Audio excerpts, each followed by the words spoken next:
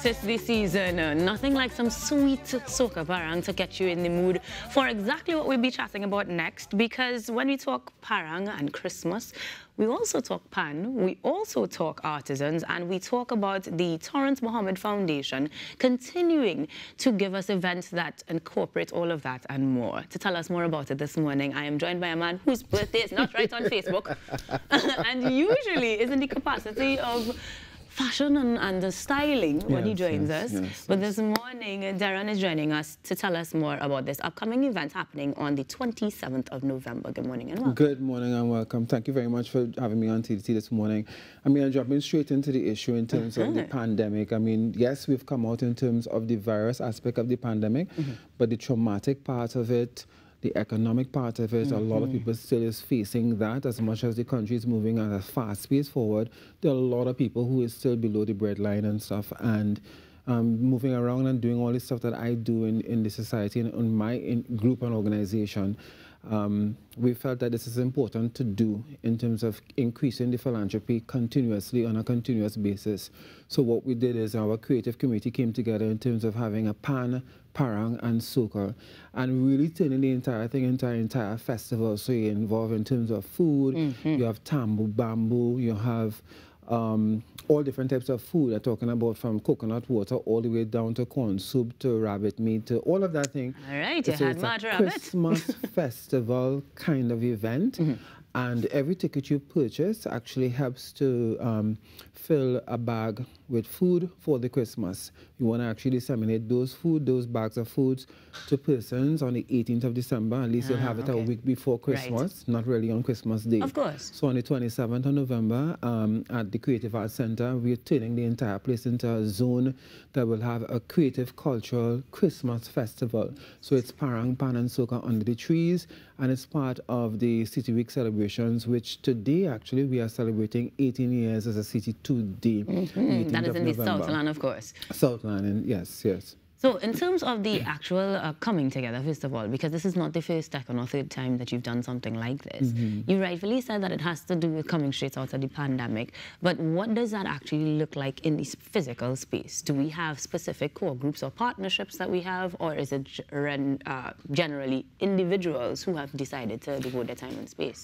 It's a bit of both in terms of that, because what we've ensured to do is actually to pull everyone. We have a lot of tabletop businesses who would have moved away from brick and mortar, who, you know, a lot of pop-up shops happening all over the space.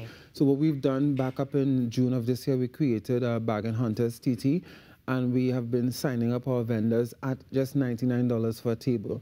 So that way they have an opportunity to still try to network and do some sort of trading in terms of your business, in terms of that. So the zone is filled with about 60 to 70 vendors in terms of that. That's the aspect on the inside. On the outside, you have a plethora of food vendors, people who in terms, again, who have the skill, who may not know in terms of how to disseminate the product and the services in the vein. We'll assist them in terms of that, in terms of the culinary, continental format. So you're talking about in terms of your Christmas, you're talking about East Indian doubles, all of that whole. So you want to create that experience. So we pull on all of that from the food aspect, from the entertainers and stuff, emerging artists who may be struggling, cannot get onto shows in terms of have great work, come out of the studio, can't push the season is so short. We've brought them on in terms of performances for Christmas, in terms of the parang music. We have Del Taro, we have Dynamic Diva, and then we also would have brought on in terms of National Steel Orchestra, NLCB Fonclair, who is giving up their service on time for the performance, and not forgetting the longest reigning national calypso monarch, Terry Lyons, who is there to bring the soca aspect, the energy, and the songs that everybody loves, as well as some tidbits of stuff that she's going to be doing for 2023. Right, because we know her vocal prowess is exalted. Yes, like and she also has her big show on this weekend in the Southland as well. Right, a lot happening in Southland, as you said, in celebration of City Week, which kicks off this week. Now, the actual festival is a one-day festival, though. It is a one-day festival. So the morning time from 5 a.m. to 10 a.m. is the breakfast and brunch.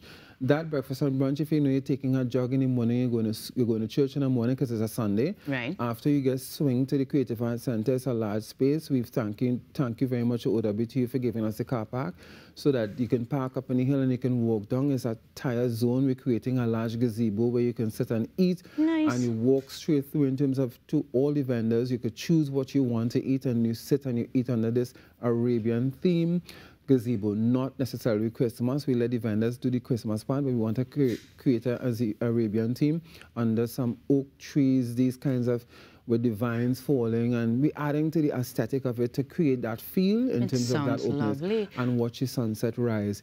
Each ticket you purchase is just really $100. Those tickets, you start to walk with that and you put it under the Christmas tree. You bring your 2 tins, 2 non-perishable items. When you come, you purchase your ticket and you put it under the Christmas tree, and one time it goes in the bag. So you start to see your bag start to full on that day. And as the bags checks off, you know, you have your flour, your milk, your sugar, the basics in terms of in terms of that, and those things goes to disseminate to families and persons who are in need. So we want to make sure that everyone feels some level of generosity for the Christmas season. We know it's hard for everyone, but we cannot forget the persons who are still going through challenging times through these seasons. Absolutely, absolutely. So you're getting the food, you're getting the ambience. I still want to know why we're going Arabian as opposed to Christmas. No, I didn't want to go straight because everybody else is going Arabian, so you didn't want to do that. Everybody else is going Christmas. Yeah, well, true, yes. But you see, and the other thing too is that, you know, normally, you know, you'll beg and ask for stuff and you put in the bag. What we've done, we're partnering, meaning that you're paying $100, the point is you're getting an experience. Okay. So you don't feel like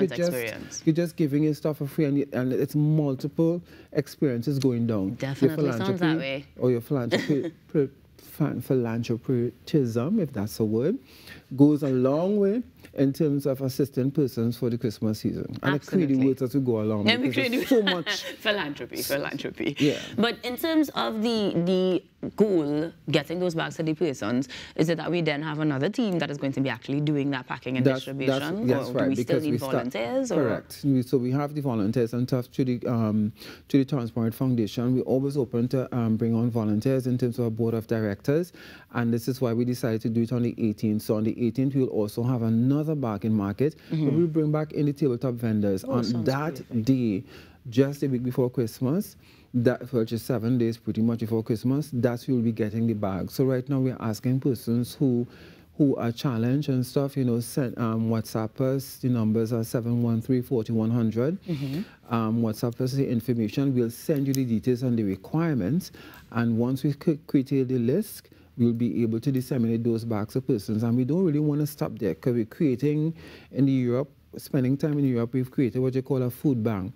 So we want to do this on a continuous basis. It's just not one drop. It'll be a continuum and just helping you get back up on your feet in terms of that.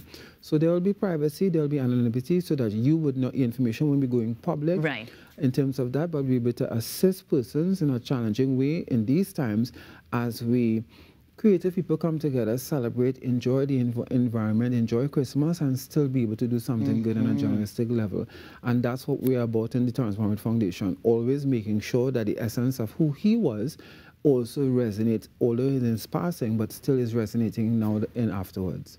Beautiful. That means that you're going to get so much of the, I want to say the best of both worlds, but it's more than two worlds that's coming together to make this happen, so that you guys can send your messages to 713-4100. Yes. So that you can volunteer or suggest families that may need, or you yourself as a person in need can access the goodness of the Christmas season, some good soca, enjoy the artisans of Trinidad and Tobago, and of course celebrate City Week down there in the Southland happening on the 27th of November. And of course we can look forward to more happening on the 18th of December as we get ready to culminate it all in the name of the Torrence Mohammed Foundation. Thank you so much, Darren, for coming in. Thank you very much. And of course for spearheading this. I look forward to that food bank establishment because that's definitely something we should. That's the start. And I want people to know, don't just, if you buy a ticket, you can't still drop off food. You can drop off cans of food. We're still open for hampers, for anything in terms of to put in the bags and stuff to disseminate. Don't be afraid to come down and just bring your stuff. Beautiful. We're making Christmas a little merrier and, of course, giving you even more information on the other side of this break. This is the Now Morning Show. Please stay tuned as we've got more where that came from.